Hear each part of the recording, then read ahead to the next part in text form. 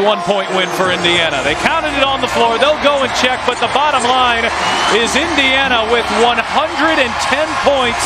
When IceCube, the legendary rapper and founder of the Big3 basketball league, publicly extended a $5 million offer to Caitlin Clark earlier this year, it sent shockwaves through both the basketball and entertainment industries. The offer was as bold as it was symbolic, $5 million for just 8 regular season games and a possible 2 playoff appearances, not to mention additional income from merchandise and sponsorships. This deal, unprecedented in women's basketball history, raised numerous questions not only about the future of women's professional basketball, but also about the criteria used to assign such staggering value to a player. The offer wasn't just about playing basketball. It was about stardom, cultural impact, and the economics of visibility. Caitlin Clark, the former Iowa Hawkeyes superstar, has redefined what it means to be a marketable female athlete in America, while her rookie salary with the WNBA's Indiana Fever hovered around $76,000, shockingly low for someone of her stature. Clark's endorsement deals exploded past the $11 million mark in 2024 alone.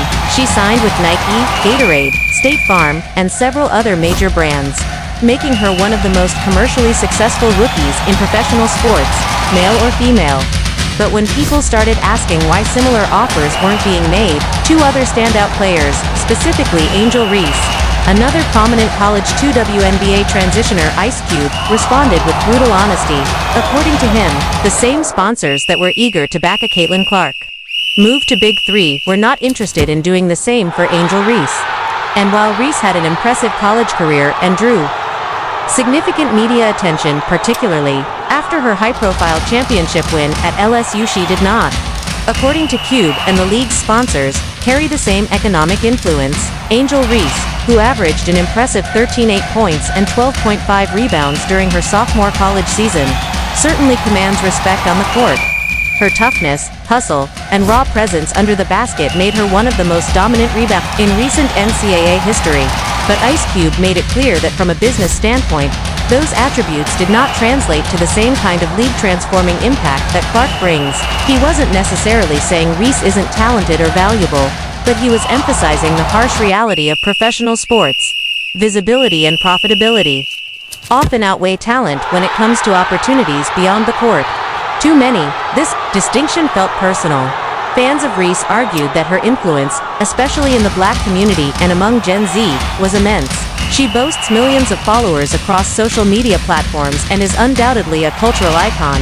Her endorsement portfolio, though not as financially massive as Clark's, includes deals with brands like Reebok, Beats by Dre, and Coach.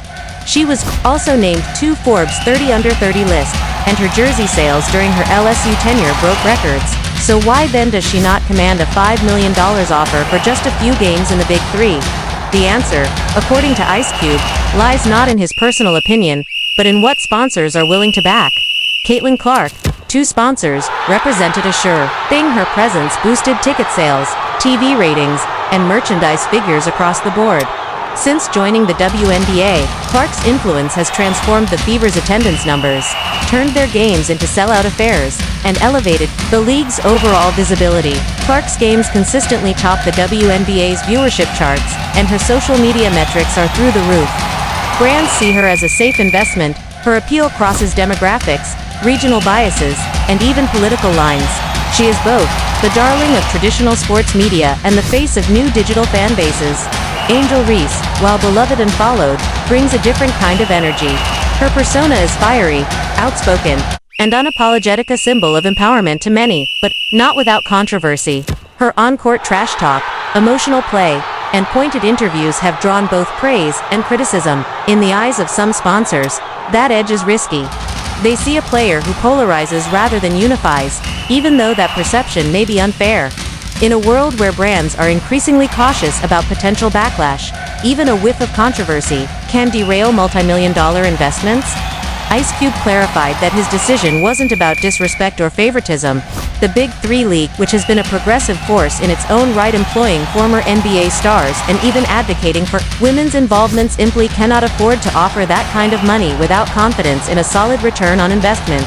The league's financial model doesn't allow for philanthropic or symbolic gestures on that scale. If the sponsors don't support a $5 million offer, the league simply can't take that financial leap alone.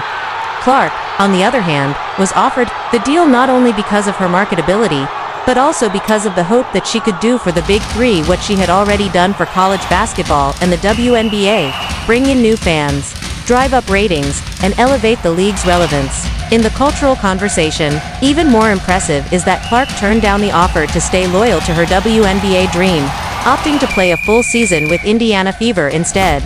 That decision endeared her even further to fans and sponsors alike. It reinforced the idea that she wasn't just in it for the money. She was serious about her career and growing the sport in a way that benefits everyone involved. Still, it's worth asking whether Reese would have made the same decision if the offer had been made to her.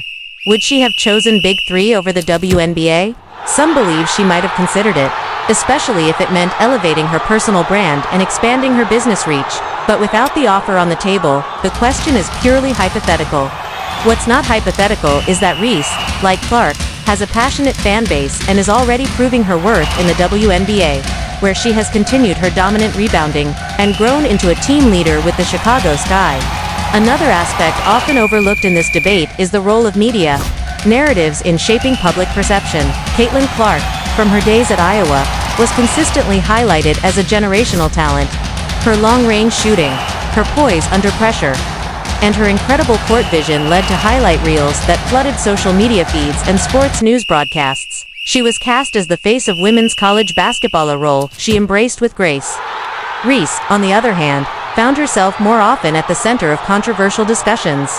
Whether it was her celebrated rivalry with Clark or her outspoken personality, she was often framed through a lens of drama rather than excellence. Even though her stats speak volumes about her ability, IceCube's comments reflect a difficult truth. The sports world is not a meritocracy, at least not entirely. It is as much about narratives, visibility, and public sentiment as it is about performance. Reese's exclusion from such a massive offer is not a commentary on her talent or worth, but on the complex interplay between race, gender, media, and commerce. In a perfect world, all standout athletes would be rewarded equally. But in the world of endorsements and league economics, impact is measured in dollars, not rebounds. Critics of Cube's position point out that part of his league's mission was to disrupt the norms of traditional basketball. The Big Three was supposed to offer alternatives, not replicate the same inequalities that plagued the NBA and WNBA. Take a chance on Reese. Why not offer her a similar deal and challenge the sponsors to step up? That, they argue, would be a revolutionary move. But the risk, Cube counters, is too high. Without the sponsors' backing, the league could not afford to gamble with its limited resources. And a failed gamble would set everyone back, Reese included. The situation also reveals the broader challenges facing women's professional basketball. The WNBA has grown tremendously in recent years, but player salaries remain low, and many players still play overseas during the offseason just to make ends meet. The fact that a player like Clark can generate over $11 million in endorsements while earning under $80,000 in league salary is a stark reminder of the disconnect between what players are worth and what they're paid. The Big Three offer was supposed to bridge that gap, at least for one player. The hope was that it might eventually lead to more deals for more players. But for now, that door has only been opened a crack. There's still time, however, for Angel Reese to write her own story.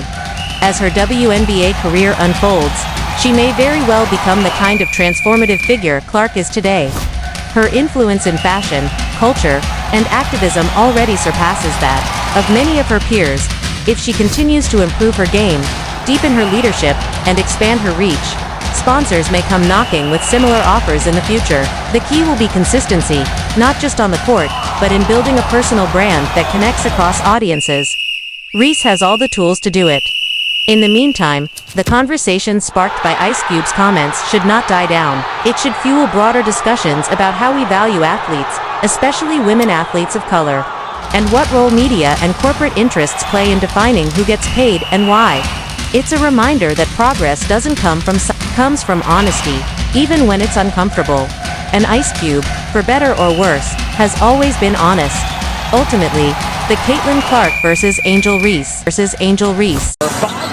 Here's Mabry. Off to Thomas. Push shot is good. Alyssa Thomas. That phrase so simple, so sharp echoes loudly when discussing Caitlin Clark and the whirlwind she has stirred within professional basketball. But what does she mean in a world where optics and economics often matter more than stats and heart? When IceCube, founder of the Big3 League and a lifelong fan of the game, speaks about athletes and their value, it's not just from a businessman's perspective, it's from the heart of someone who reveres the sports legends. He grew up idolizing players like Dr. J, George Iceman Gervin, Rick Barry, and Gary Payton. These weren't just stars, they were icons, players who shaped the game and captured the imagination of generations. So when Cube said that inviting someone into that league, into that elite club of basketball minds and performers, should be like inviting them to dinner, he wasn't just speaking metaphorically, he was emphasizing respect, prestige, and reverence. And, as he put it so bluntly, if you're going to invite them to dinner, you better not have no expletive paper plates. That dinner metaphor cuts deep because it's about how we treat our talent. In IceCube's world, Caitlin Clark deserves the fine china.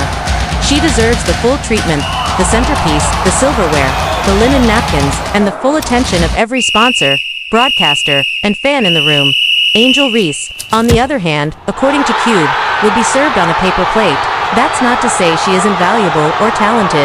It's a reflection of how the business world currently sees her compared to Clark.